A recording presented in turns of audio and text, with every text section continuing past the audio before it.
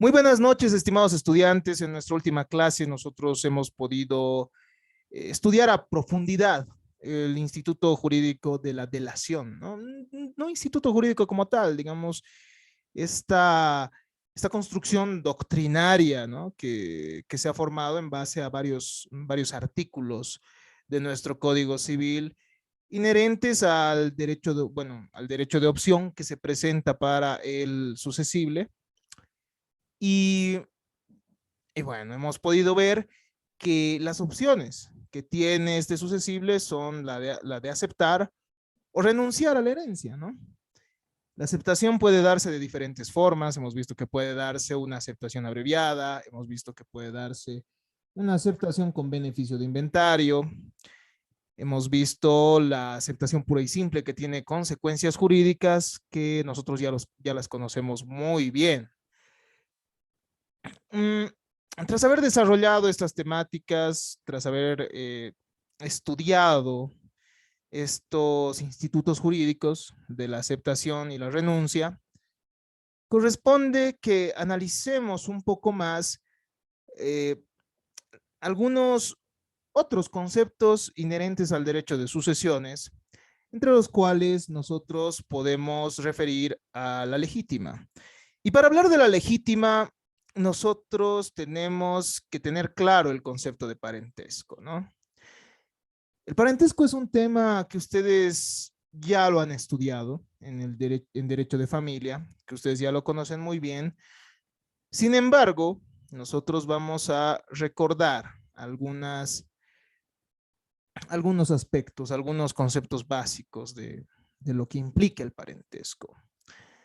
Para esto es necesario hacer referencia al término familia, al, obviamente, delimitar el concepto de parentesco y además ver cuál es la relación con la sucesión mortis causa. El vínculo familiar tiene reflejos económicos, aún después de la muerte del decuyus, como una especie de obligación alimentaria que persiste a cargo de él más allá de la vida. Así lo establece Francesco Messineo. Y es que cuando hablamos de legítima, estimados estudiantes, nosotros hacemos alusión también a un deber ético de no dejar a la familia eh, sin los medios necesarios para su subsistencia, ¿no? Incluso después de la muerte. Es en este entendido que la norma reserva una parte, una porción del patrimonio del decuyus para la familia, una porción que no se puede tocar. Y, y esta porción se reserva únicamente a la familia, ¿no? Es del vínculo familiar del que va a surgir, del vínculo familiar que une a las personas, resulta la prolongación de su unidad a través de la reserva patrimonial para satisfacer necesidades elementales de sus familiares, como aquella parte que constituye la legítima. Eh, entonces, como ustedes pueden evidenciar, la legítima no obedece a un motivo caprichoso, a, a una orden sin sentido, sino que el legislador determina estas porciones que deben reservarse para la familia porque existe esa necesidad de satisfacción de las necesidades elementales de los familiares, ¿no? Existe ese deber ético inclusive. Entonces, como les había dicho, es necesario que nosotros hagamos referencia al concepto de familia y al de parentesco, que ustedes ya los conocen muy bien. Familia es el conjunto de personas unidas por el vínculo jurídico del matrimonio, unión conyugal, libre y parentesco. Las fuentes de la familia pueden ser la unión matrimonial, perdón, o extramatrimonial, los vínculos de consanguinidad y la adopción. Entonces, hay ciertos vínculos que reconoce la norma que van a determinar cuándo una familia existe, ¿no? La familia es una unidad social que va, o bueno, sí, una unidad dentro de la sociedad que que va más allá de lo jurídico. Lo jurídico no hace más que reconocer a la familia, ¿no ve? Y esa familia se va formando por diferentes vínculos de que va a generar la relación jurídica del parentesco y que van a generar también efectos jurídicos, ¿no? Cuando uno estudia la asignatura de Introducción al Derecho, puede ver que no todos los hechos tienen trascendencia o relevancia en el ámbito jurídico, pero la familia sí llega a tenerlo, ¿no?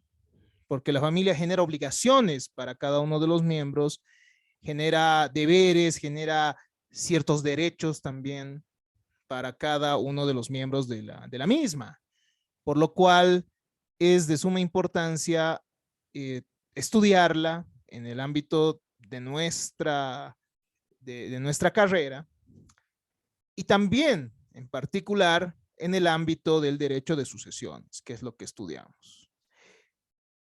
El parentesco, por otro lado, es la relación jurídica que nace entre dos o más personas por consanguinidad, adopción o afinidad.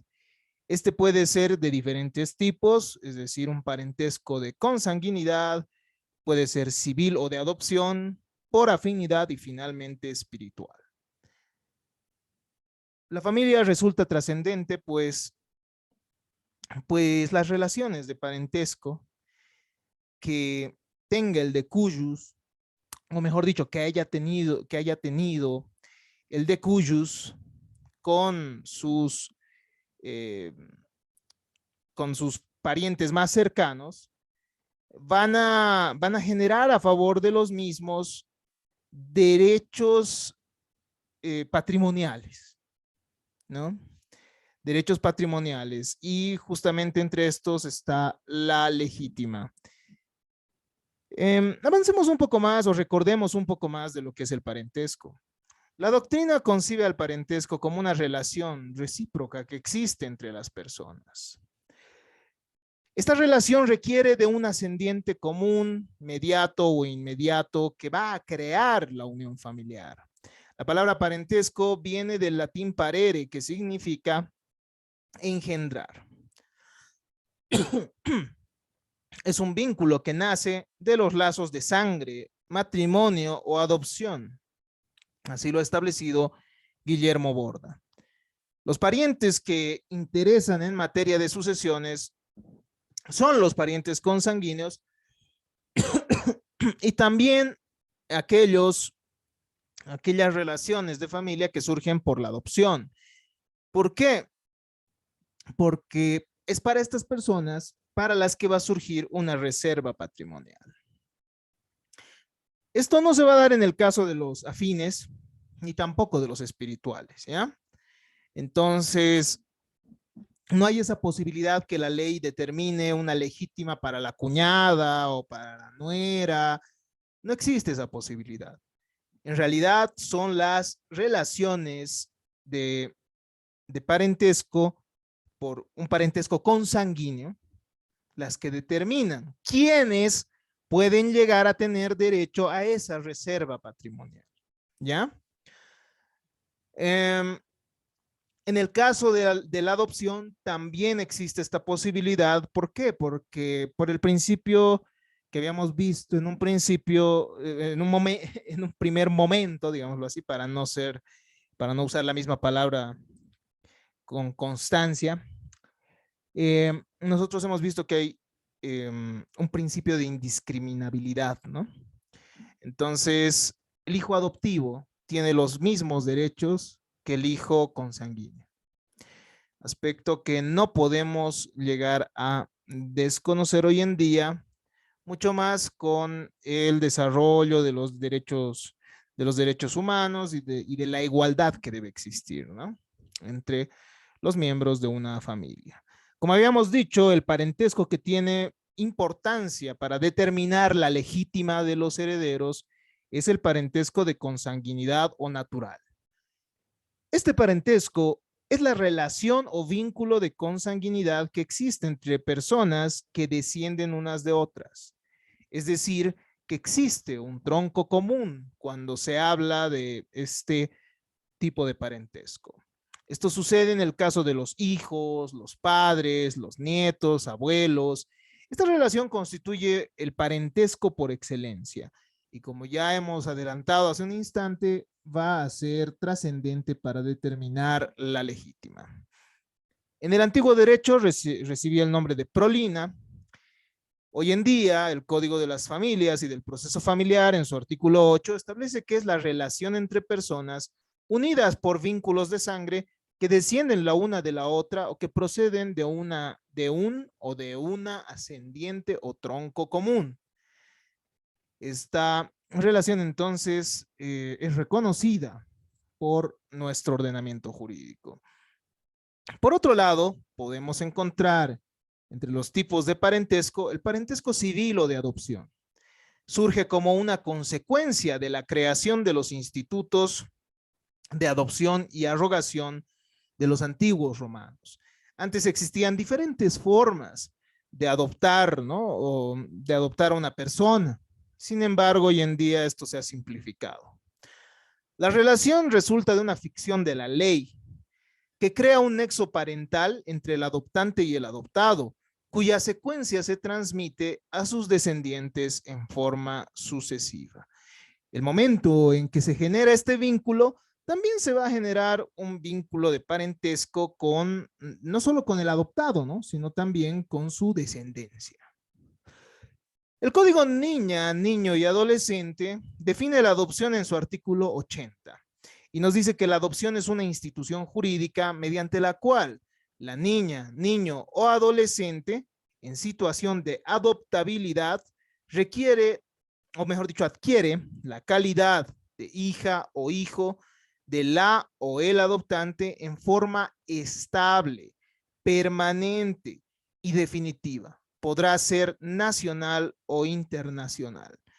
Esto es de suma importancia. Estas características de estabilidad, permanencia y además el carácter definitivo que se le da a la adopción es algo que no se podía, no era concebible anteriormente. ¿Por qué? Porque antes, si el adoptado no cumplía con los, con cierto comportamiento, digámoslo así, que sea acorde a lo que el adoptante requiera o algo así, también podía verse afectado por una revocación, ¿no? de la adopción. Pero hoy en día no hay esa posibilidad. ¿Por qué? Porque al final, cuando hablamos de adopción, al menos de menores de edad,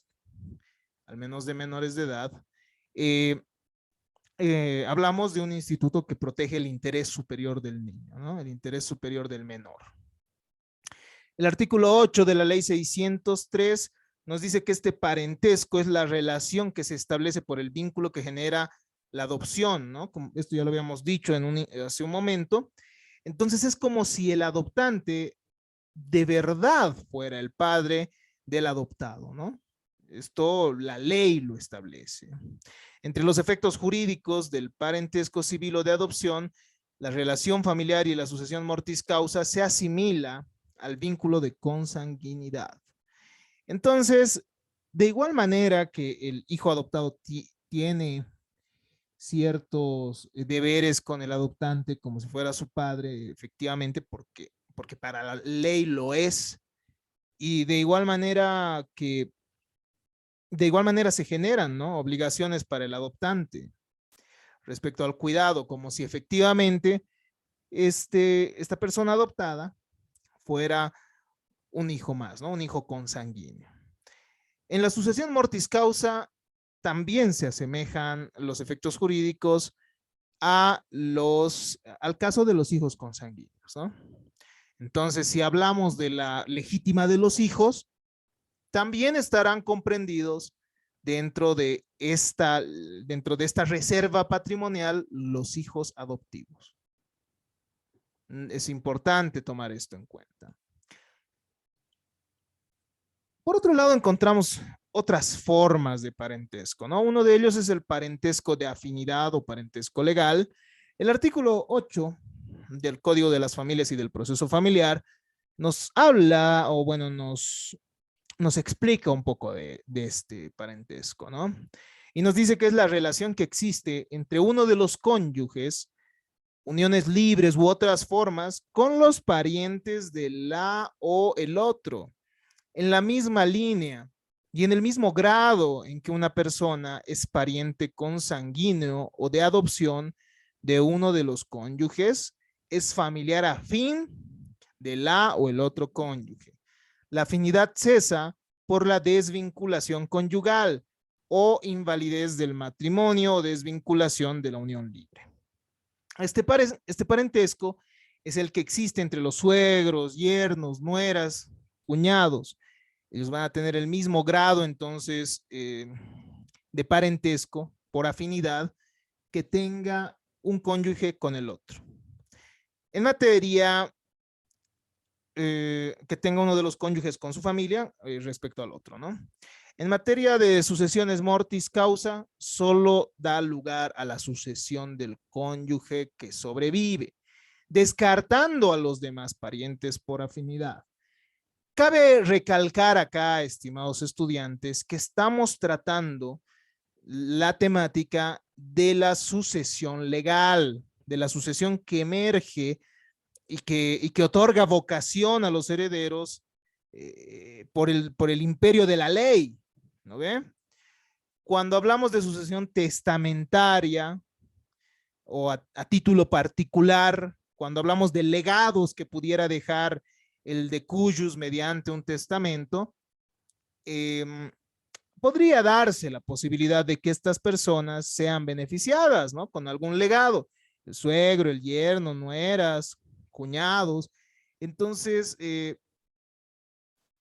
el caso de la sucesión testamentaria, siempre y cuando no afecte la legítima, es decir, siempre y cuando sea esa porción de libre disponibilidad de la que ya hemos hablado también de manera genérica nosotros, sobre la cual se disponga, entonces estos podrían ingresar a la sucesión hereditaria, a la sucesión mortis causa, pero como legatarios, ¿no? En el caso de la sucesión legal y en el caso de la legítima, esta solo beneficia a los parientes consanguíneos y al cónyuge, ¿ya? Finalmente, existe otro tipo de parentesco, que es el parentesco espiritual o religioso, que nosotros lo conocemos muy bien, que es la relación que surge por razón de bautismo, por matrimonio, sacramentos, que producen la relación espiritual entre los padrinos y ahijados, los compadres y las comadres. Este tipo de parentesco no tiene relevancia jurídica, a menos, claro, que esto pueda suceder mediante un legado, ¿no? Existe esa posibilidad, pero no tiene efectos jurídicos en lo que respecta a la sucesión legal y a las consecuencias de la sucesión legal, además de los institutos jurídicos que regulan esta forma de sucesión. Es decir, que no tendrán legítima tampoco estos, ¿no? Se extiende también a la comunión, a la confirmación, a ciertos sacramentos que generan esas relaciones entre personas. Este parentesco no genera consecuencia sucesoria por causa de muerte, cuando hablamos de sucesión legal. Tiene cierta relevancia jurídica en materia procesal, ¿no ve? ¿Por qué? Porque si existe este tipo de parentesco con el juez, por ejemplo, de uno de los abogados con el juez, de una de las partes con el juez, podría existir imparcialidad, digo parcialidad, ¿no? Podría dejar de existir esa imparcialidad que debe tener el juez, por lo tanto, sí podría una de las partes recusar al juez, o el juez también podría excusarse. Entonces, en materia procesal sí podría llegar a tener ciertas consecuencias jurídicas, más no así en la temática o en las regulaciones de la sucesión legal. Los grados de parentesco, bueno, el parentesco se llega a establecer por grados, ¿no? Y esto lo conocemos muy bien. Y estos grados se establecen por el número de generaciones. Cada generación constituye un grado. El orden seguido de grados conforma la línea, ¿no? La línea va puede ser ascendente o puede ser descendente. La línea directa se divide en ascendente y descendente. La primera para relacionar al tronco con las personas que descienden de él. Y la segunda a la persona con sus ascendientes. En ese sentido, una persona que tiene un hijo se encontrará en primer grado en línea directa descendiente respecto a su hijo, ¿no ve? En segundo grado respecto a su nieto. El nieto, por otro lado, estará respecto al abuelo en una relación de parentesco de segundo grado en línea directa ascendente, ¿no ve? Entonces es más fácil establecer la línea. La línea directa puede ser ascendente o puede ser descendente. Por otro lado, es importante hacer referencia a la línea transversal o colateral, que vincula a personas que no descienden las unas de las otras, pero que tienen un tronco común. El tronco o raíz es el grado de donde parten dos o más líneas. Es el principio del cual procede una familia o el más próximo ascendiente entre dos personas. ¿Cómo computamos estos grados? En la línea directa se computan tantos grados cuántas son las generaciones, excluyendo el tronco. Así la hija y el hijo están respecto a la madre y al padre en primer grado, la nieta o el nieto en segundo con relación al abuelo o abuela. En la línea transversal o colateral, los grados se computan por el número de generaciones. Se sube hasta el tronco común y posteriormente se desciende hasta llegar al pariente cuyo grado de parentesco queremos conocer, ¿no? O sea, respecto a nosotros, por ejemplo. Se sube entonces desde uno de los parientes hasta el tronco común y descendiendo luego hasta el otro pariente, siempre excluyendo el tronco. Así, dos hermanas o hermanos están en segundo grado, ¿no? ¿Por qué? Porque hay un primer grado que se tiene con los padres, o sea, ese es el número 1, y se baja nuevamente hacia los hermanos. Entonces hay un segundo grado. La tía o el tío, la sobrina o el sobrino estarán en tercer grado y las primas o primos hermanos en cuarto grado. Esta forma de cómputo se encuentra establecida por nuestro Código de las Familias y del Proceso Familiar en el artículo 11. Este parentesco y estos grados de parentesco que hemos estudiado son los que van a determinar cuánto corresponde reservar para los familiares. También van a determinar quiénes llegan a concurrir a la sucesión hereditaria. Pues nosotros ya hemos visto cuando analizábamos los tipos de herederos que los herederos legales pueden ser forzosos cuando se trata de ascendientes, descendientes y cónyuge, o pueden ser simplemente legales en el caso de los parientes colaterales. La legítima entonces está estrechamente relacionada con los primeros, es decir, con los herederos forzosos. Es una institución jurídica muy propia del derecho de sucesiones. No vamos a encontrar una figura similar en otra rama del derecho. Y esta ha sido instituida para proteger a los herederos forzosos o legitimarios contra la excesiva liberalidad del testador. Es lo que habíamos manifestado en algún punto, ¿no? El testador no tiene la libertad de disponer de todo su patrimonio. Si así fuera, podría darse la situación en la cual los herederos se encuentren sin medios suficientes para su subsistencia. Es la reserva, entonces, la legítima, es la reserva que establece la ley sobre la mayor parte de los bienes patrimoniales pertenecientes al testador a favor de personas con quienes se halla estrechamente vinculado por los nexos del parentesco de consanguinidad. Tiene por virtud excluir en el llamamiento a los parientes más lejanos o menos próximos. Y se constituye en un remedio a las liberalidades sobre el patrimonio perteneciente a la familia. Protege entonces el patrimonio que pertenece a la familia, limitando esa libertad que tiene el testador. El testador tiene libertad de disponer sobre sus bienes. ¿Por qué? Porque es propietario, ¿no? Nosotros hemos visto que el derecho de sucesiones tiene como sustento la propiedad y también la voluntad y el reconocimiento de que la voluntad pueda generar efectos jurídicos. Sin embargo, para evitar que esa voluntad, esas liberalidades que realice el testador sean excesivas en detrimento de sus herederos, lo que va a suceder es que la ley va a proteger a los mismos, ¿no? La ley protege a los herederos.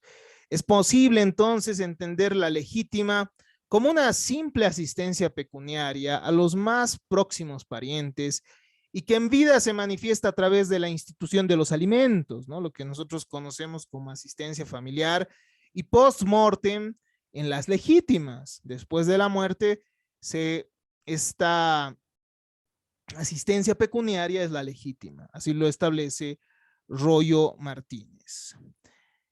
Entonces, el patrimonio sucesorio, estimados estudiantes, además de estar compuesto por todos esos bienes que hemos estudiado, nosotros hemos estudiado el tema del patrimonio sucesorio, ustedes recordarán, hemos visto que hay ciertos bienes que son transmisibles y otros que no, pero más allá de eso, cuando hablamos de legítima, el patrimonio sucesorio está compuesto por una porción de libre disponibilidad del testador, que en el caso de nuestro ordenamiento jurídico siempre es menor a la porción de legítima, y por otro lado está compuesto por la legítima de los herederos forzosos.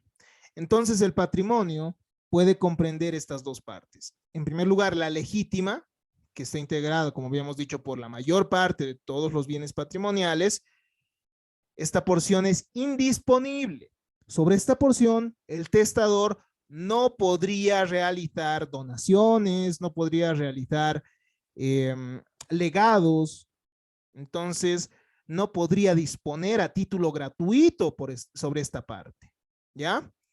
Por otro lado, tenemos una porción de libre disponibilidad y esta sí se encuentra reservada para los actos de liberalidad del testador. Esta porción es menor que la legítima y está expuesta a la libre disposición con efectos mortis causa, como expresión de última voluntad. Entonces, hay una parte, esto nos lleva a una conclusión muy simple. Uno no puede, una persona, mientras tenga parientes consanguíneos en el primer grado, sea descendiente, sea ascendiente, o ascendente, mejor dicho, no puede llegar a disponer de la totalidad de su patrimonio mediante testamento. Como ustedes pueden ver, la legítima es el instituto jurídico que lo evita, que protege esa parte, esa porción patrimonial que está destinada a los herederos. El antecedente más lejano de la legítima lo vamos a encontrar en el derecho romano, ¿no? En un principio, el ciudadano romano tenía absoluta libertad para testar. El pater familias, como nosotros ya habíamos visto, tenía la potestad de nombrar a su sucesor para que asuma la representación de la familia, las funciones políticas y religiosas inclusive, ¿no? Entonces, cuando nosotros recordamos el derecho romano, efectivamente había un cambio de persona, ¿no? Sobre la totalidad de las relaciones, no solo jurídicas. El nombramiento obligatoriamente tenía que recaer en favor de sus descendientes, en línea masculina, los denominados agnados, ¿no?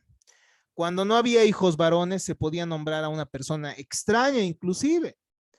En la ley de las 12 tablas se desconocía la legítima todavía. Es con la ley falcidia que se instituye la cuarta parte de legítima en favor de los hijos o descendientes. Entonces, si se dan cuenta, al principio la legítima era una porción menor, ¿no?, del patrimonio sucesorio que estaba destinada a los herederos. Pero esto ha ido cambiando. Las otras tres partes eran de libre disposición. Entonces era al revés, podríamos decir, ¿no? En esta situación, bueno, cuando el derecho romano instituye la legítima, la misma constituye una parte pequeña, una parte menor respecto a la parte de libre disponibilidad, ¿no? O de libre disposición. Ya posteriormente es Justiniano el que establece mediante la novela 115 del año 542 que no se puede desheredar a los descendientes a menos que exista una causa establecida por la ley. Entonces acá podemos ver que el derecho sucesorio y su regulación durante el auge, digámoslo así, del derecho romano, va evolucionando, ¿no? En un principio se podía testar sobre la totalidad de los bienes, posteriormente se reserva una parte de la legítima y finalmente también se protege a los herederos, a los descendientes, para que los mismos no puedan ser desheredados a menos que exista una causa establecida por la ley. Y hoy en día, como hemos visto, en un instituto similar a la desheredación, que es la indignidad, tienen que haber causas que la ley determine expresamente para que se pueda excluir a alguien de la sucesión hereditaria. Esta novela que establece Justiniano nos dice que los descendientes y ascendientes legítimos son herederos y tienen que recibir su parte, ¿no? En segundo lugar, las causales de desheredación y omisión solo se deben contemplar por la ley. Mediante esta instituta podemos evidenciar que hay una protección de la familia. ¿Cuál es la naturaleza jurídica de la legítima? En primer lugar, la legítima es una limitación a la libertad de testar. ¿Por qué? Porque se protege a la familia. Si la ley dispone que se reserve una parte de la herencia a los parientes, entonces se restringe la libertad de testar, ¿no ve? Es una consecuencia lógica que nosotros podemos evidenciar. La ley nos dice, tú no dispones sobre esta parte, entonces es una limitación para testar. En segundo lugar, la naturaleza jurídica tiene de la legítima, es que la misma es un deber ético. ¿Por qué? Porque eso se provee de las necesidades económicas de los parientes consanguíneos aún después de la muerte. El vínculo familiar entonces no termina con la muerte, incluso después de la muerte, el de cuyos proveerá a su familia. Los familiares son destinatarios naturales de los bienes del difunto. Finalmente, la legítima tiene una naturaleza dispositiva y se encuentra instituida con fines de interés general, ¿no? El derecho civil, estimados estudiantes, en un principio, después obviamente del derecho romano, porque en el derecho romano todavía no se sabía claramente qué era el derecho civil, en un principio era concebido como un derecho de los particulares, de los privados, que se veían libres, ¿no?, de poder realizar todos los actos jurídicos siempre y cuando la ley no establezca lo contrario, ¿no? De a poco se va estableciendo más y más límites y con los antecedentes del derecho romano podemos ver que la legítima busca el resguardo no solo de los intereses privados, ¿no?, sino de la colectividad. mediante la protección de la familia, con esta reserva que realiza con esta reserva que establece la ley, que vamos a ver a cuánto asciende en un instante más. ¿Quiénes van a ser los titulares de la legítima? Las personas llamadas a la sucesión hereditaria por el sistema de legítima son las personas con las que el causante se hallaba vinculado estrechamente, y esto puede ser por nexos de parentesco en línea recta o directa, descendente o ascendente, o por el vínculo matrimonial o unión libre. En consecuencia, la legítima establecida por ley puede favorecer, en primer lugar,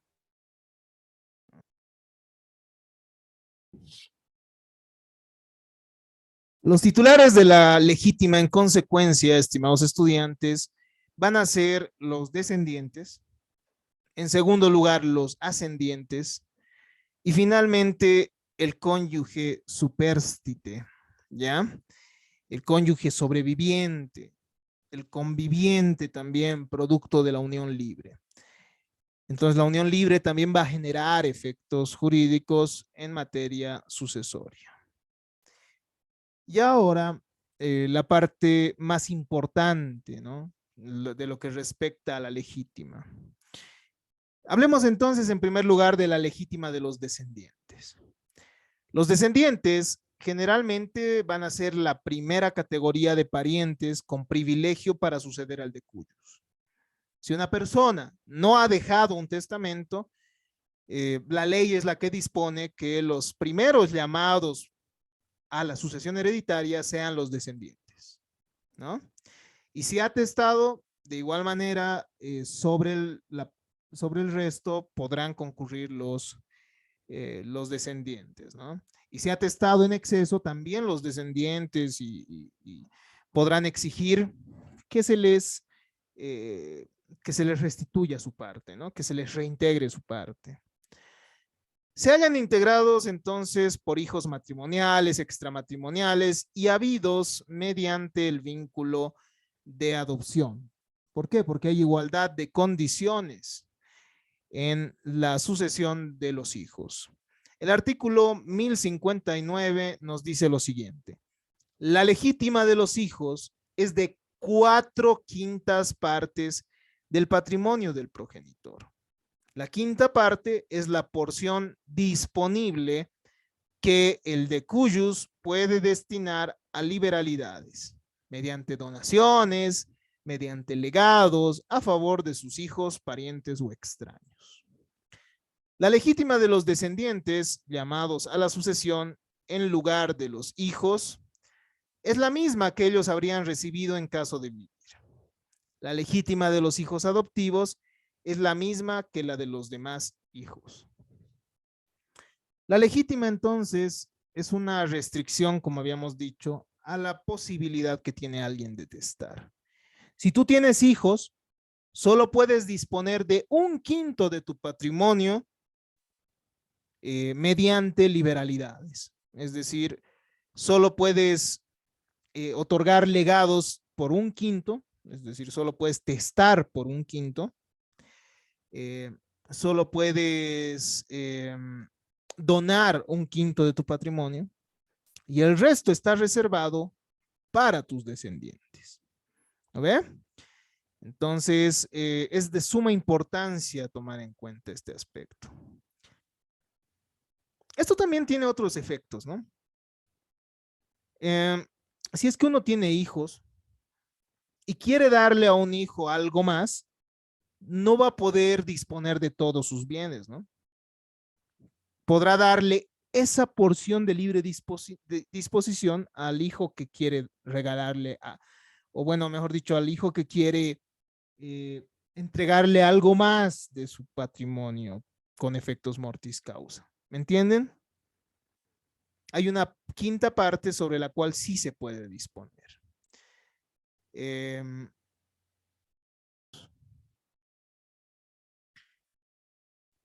La legítima, además, estimados estudiantes, va a beneficiar a los ascendientes.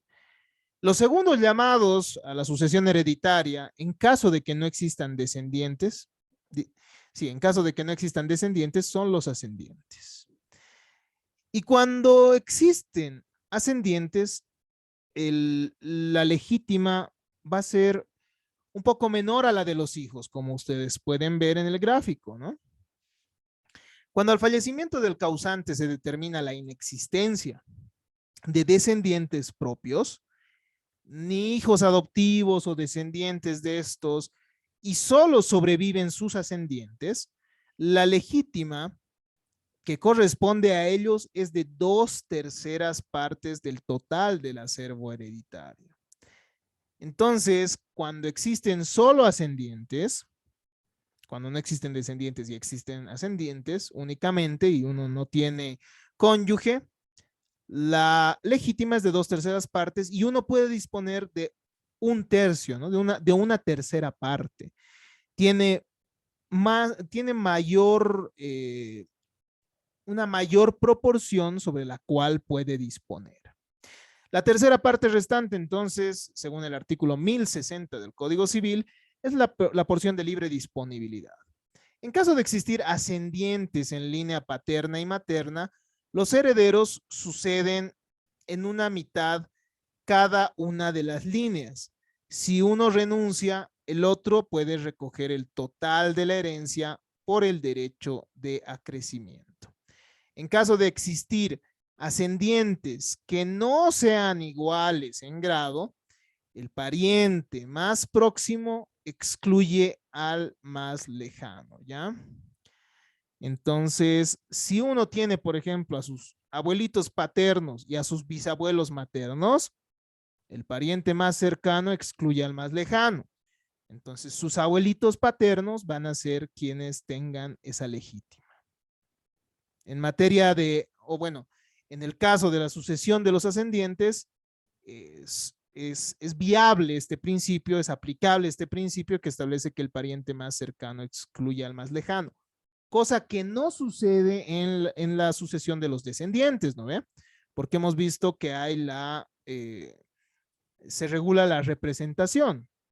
Mediante la representación ingresan los hijos a la sucesión hereditaria respecto a la porción que le correspondía al que ha renunciado, bueno, al hijo que ha heredado y que ha renunciado o que ha premuerto o que ha sido desheredado o finalmente ha sido declarado indigno, ¿no? Entonces, a tomar estos aspectos en consideración.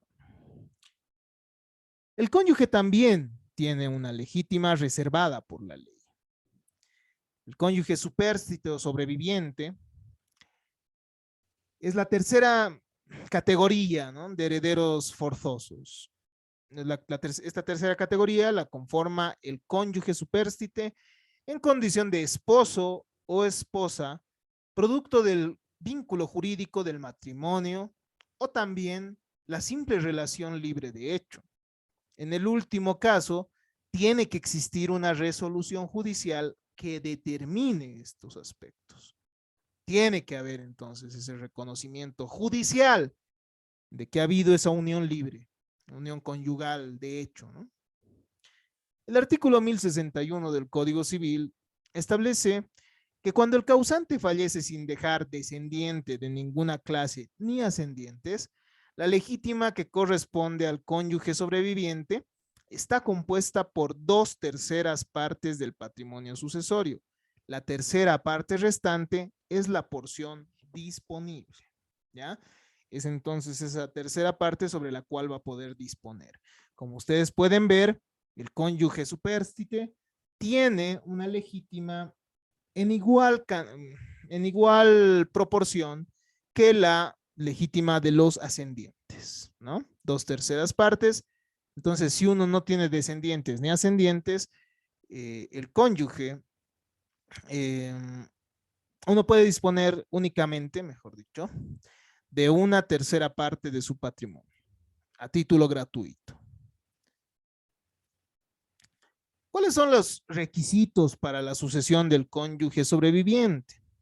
son los siguientes. En primer lugar, no tiene que hallarse desvinculado jurídicamente mediante el divorcio.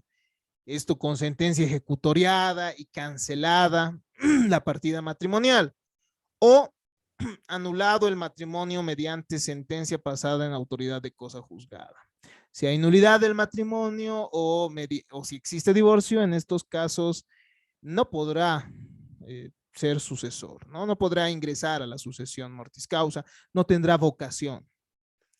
Si la separación judicial fue de común acuerdo, los cónyuges podrían sucederse, sin embargo, no pueden heredar en los siguientes casos.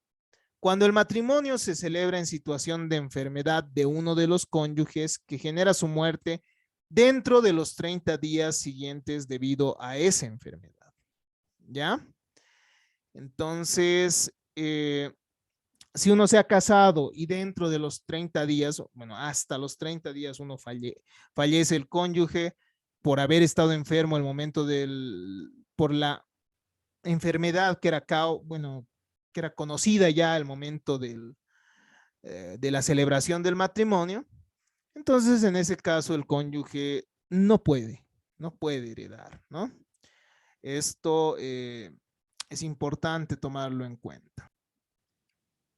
La segunda posibilidad, o sea, bueno, la segunda hipótesis en la cual no pueden heredarse los cónyuges es en caso de ser culpable el cónyuge supérstite de la separación, según sentencia pasada en autoridad de cosa juzgada.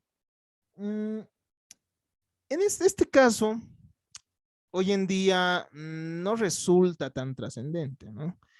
¿Por qué? Porque el divorcio, como ustedes ya conocen, solo se va a dar por la ruptura del proyecto de vida en común, ¿no ve? Ya no es necesario, como antes, demostrar causales como las sevicias, los malos tratos. Eh, entonces, no resulta siendo ya tan trascendente, ¿no? Esto de que alguien sea culpable, a menos que pudiera existir un proceso en el que se tenga que demostrar aquello en materia civil y esto sí sería muy conflictivo, ¿no? En caso de separarse de hecho voluntariamente por más de un año sin causa moral ni legal, ¿no? Si es que se encontraban separados por más de un año, entonces sin ninguna causa, entonces en ese caso no pueden sucederse, ¿no? Esta separación debe ser judicial, ¿no? Tiene que establecerse mediante decisión del juez. En caso de unión libre, el artículo 137 de la ley 603 establece que la misma, es decir, la unión libre y el matrimonio, tienen iguales efectos jurídicos, tanto en las relaciones personales como en las relaciones patrimoniales. Entonces existe esa legítima de la persona, del concubino, de la concubina, ¿no? Puede declararse judicialmente esta o voluntariamente ante un oficial de registro civil. La sucesión legítima no solo puede darse en ese orden estudiado, ¿no? Nosotros hemos dicho que los primeros son los descendientes, los segundos los ascendientes y finalmente está el cónyuge. Pero puede suceder que existan descendientes y cónyuge o ascendientes y cónyuge, ¿no ve? Entonces, en esta situación se da una sucesión legítima mixta. La legítima puede darse entre el cónyuge y los hijos, entre él o la cónyuge y los hijos. Si el causante deja uno o más hijos y además cónyuge en calidad de herederos, la legítima de todos ellos es de 4/5 partes. Entonces, como podemos ver, la legítima es de la misma proporción que la legítima de los hijos, ¿no? En este caso, el cónyuge supérstite recoge una cuota de herencia en proporción igual que la de los hijos, ¿no? Eso que se escucha comúnmente. El cónyuge entra como un hijo más, dicen, ¿no? Sobre el patrimonio sucesorio del de cuyos. En caso de que exista la sucesión legítima entre cónyuge y ascendientes, entonces la legítima de estos es de 2/3 partes y la porción de libre disposición es de 1/3, ¿no? Si el causante fallece sin dejar descendientes de ninguna clase y solo uno o más ascendientes y el cónyuge, la legítima de todos ellos es de 2/3 partes del patrimonio sucesorio. Entonces, ¿en qué casos puede disponer el de cuyos? Bueno, solo sobre esas partes de libre disposición que nosotros hemos visto. En caso que el titular no tenga herederos forzosos de cualquier clase, la ley le consagra la absoluta libertad potestativa de disponer sobre la totalidad de los bienes de su patrimonio por actos intervivos o mortis causa. Así lo establecen los artículos 1005, 1065 del Código Civil. Hemos visto que hay limitantes, ¿no? Pero solo cuando tiene ascendientes, descendientes, cónyuge.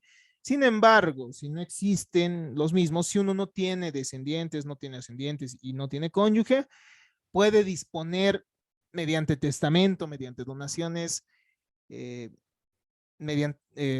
respecto a la totalidad de su patrimonio, ¿no? Solo en ese caso. ¿Qué significa esto? Que si uno no tiene herederos forzosos, es decir, descendientes, ascendientes o cónyuge, y tiene parientes colaterales, de todos modos puede disponer de todos los bienes, ¿no? Los parientes colaterales no tienen legítima a su favor. No tienen una legítima, no tienen una parte que les corresponda obligatoriamente. Esa es la diferencia de los herederos simplemente legales con los herederos forzosos. ¿Ya? No tenemos que olvidar eso. Entonces,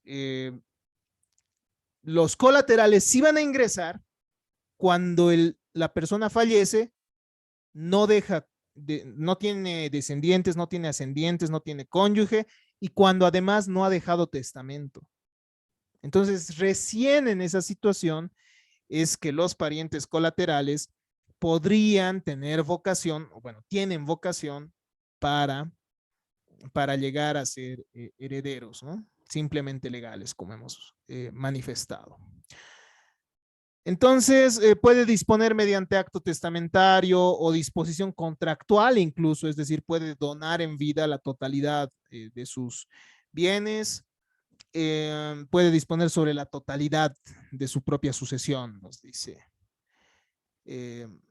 la doctrina. Puede instituir amigos, parientes colaterales, afines espirituales, empleados domésticos, instituciones de beneficencia, fundaciones o cualquier persona a su libre elección, determinando y particularizando los bienes o derechos en cuotas o porciones de acuerdo a su voluntad, ¿no? Tampoco es obligado que le deje a uno solo todo, puede dejar a diferentes personas, entonces tiene esa posibilidad de disponer de la totalidad de sus bienes únicamente en esa situación, únicamente cuando no tiene descendientes, ascendientes o cónyuge o cónyuge, ¿no? Los actos contrarios a la legítima van a ser nulos, estimados estudiantes. El derecho a la legítima pertenece al orden público. Es por eso que se establece como sanción la nulidad de todos los actos que pudieran llegar a a vulnerar la legítima, a afectar la legítima, ¿no? Entonces hay una protección de ley. Esto implica que el testador ni los herederos pueden vulnerar la legítima. El causante se halla prohibido de imponer condiciones suspensivas, por ejemplo, resolutorias, afirmativas o negativas, o supeditar al cumplimiento de cargas o suprimir el derecho a suceder, ¿no? Uno no puede decir, ya, yo le voy a heredar mis bienes a mis hijos, pero primero tienen que salir profesionales, o pero primero tienen que enterrarme en un buen cementerio. No, o sea, no hay esa posibilidad de someter la legítima a condición alguna, mucho menos de suprimirla. exceptuando, ya hemos visto, las causas establecidas específicamente por ley cuando se da la desheredación o cuando se da la indignidad. El artículo 1066 del Código Civil señala lo siguiente, y esto es importante. Es nula toda disposición testamentaria por la que se modifica o suprime la legítima de los herederos forzosos o se imponen cargas o condiciones. Esto implica que las disposiciones testamentarias que incurran en estos aspectos son contrarias a la legítima y por tanto nulas. Entonces, si un testamento impone cargas o, como dice, ¿no?, el artículo modifica o suprime la legítima de los herederos forzosos, bueno, en este caso esas disposiciones llegarán a ser nulas. También es nulo todo contrato celebrado antes de abrirse la sucesión que modifique, suprima, imponga cargas o condiciones a la legítima de los herederos forzosos. ¿Ya? Esto entonces es de suma importancia y no lo debemos olvidar. Considerando lo estudiado, hemos podido evidenciar ciertas particularidades de la legítima. Una de ellas, o bueno, la primera, es que este instituto jurídico reconoce el principio de intangibilidad. No puede privarse de la legítima a los herederos forzosos, no se puede modificarla, no se puede grabarla. Los herederos no pueden transigir o renunciar anticipadamente a la misma, salvo las formas determinadas por ley. En segundo lugar, no precisa de una disposición testamentaria. La ley ya es la que determina la legítima. La ley se impone a la voluntad del testador si el testador no cumple, ¿no?, si es que el testamento es declarado nulo.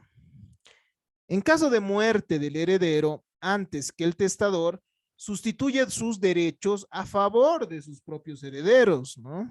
Entonces se hace presente la figura del derecho de representación.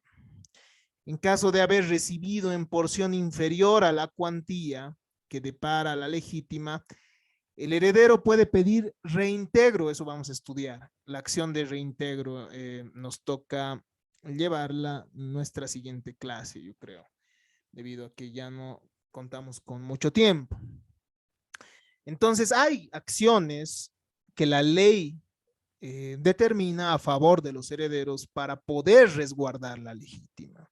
Tiene a su favor las acciones de reducción, tiene también la colación de las disposiciones testamentarias que mermaron su legítima.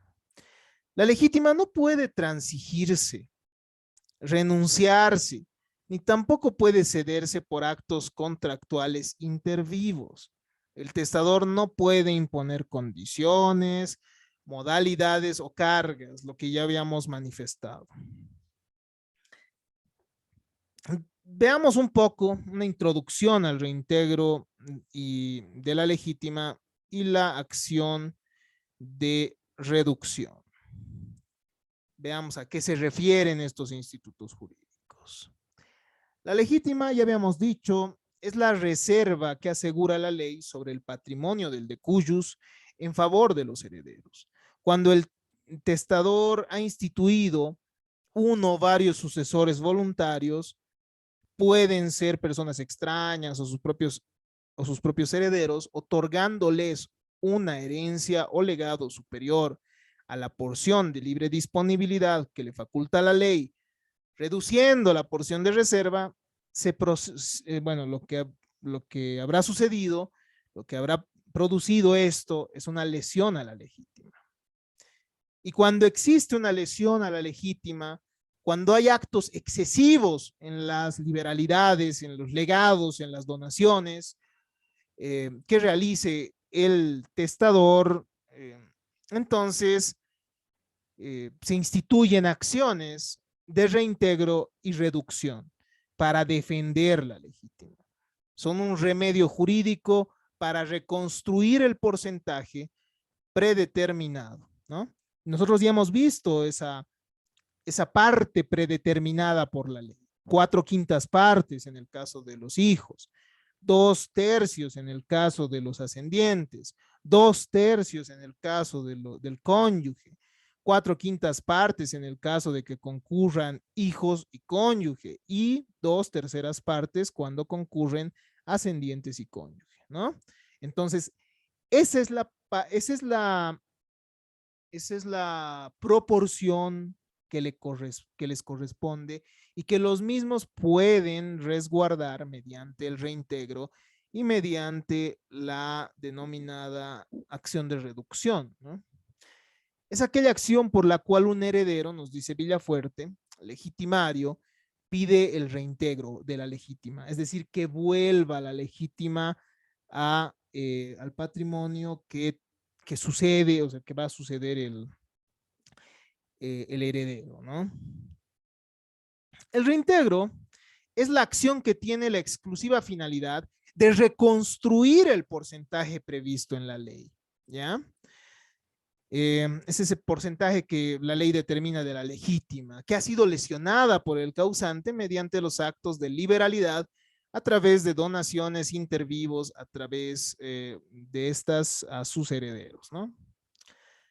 De este modo, los herederos que hubiesen recibido una cantidad inferior en las porciones de sus derechos tienen la facultad de ser reintegrados en sus legítimas.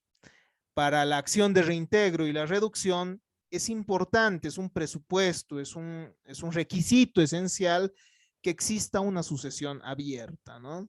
No se puede plantear esta acción antes, ¿no?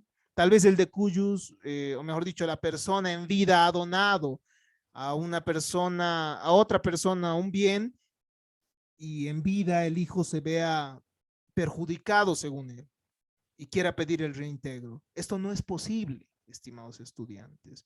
¿Por qué? Porque para que sean viables las acciones en materia sucesoria y para que sean aplicables los institutos jurídicos del derecho sucesorio, tiene que darse la apertura de la sucesión, ¿no ve? Eso hemos manifestado ya desde un principio. Para la acción de reintegro, además, habíamos dicho, tiene que haber una sucesión abierta, pues antes de este acontecimiento no será posible hablar de herencia. Entonces, existe la posibilidad de la reducción de la porción disponible, ¿no? Puede ser que haya excedido las liberalidades, el de cuyos, el testador, y entonces se puede reducir esas liberalidades que han acontecido, ¿no? La reducción es la figura que faculta a los herederos a establecer la fracción cuantitativa de la porción disponible y reconstruir la masa hereditaria para proceder a su reparto equitativo en caso que uno de ellos haya recibido una cuantía menor de la porción que le corresponde. La ley protege al legitimario solo contra las liberalidades que merman la cuantía de su legítima. Por otro lado, el legitimario es libre de respetar la liberalidad como ha sido hecha, entonces no está obligado a exigir la reducción. La liberalidad no es reducida, es reducible, nos dice, ¿no? Si bien uno puede exigir que se reduzcan las liberalidades, esto no es obligatorio, ¿no? Uno puede sencillamente dejarlo en el mismo estado en que ha dispuesto el testador. Puede dejar los bienes dispuestos en el mismo sentido en que lo ha hecho el testador, ¿no? Carlos Morales Guillén nos dice que es necesario no confundir la reducción con la colación.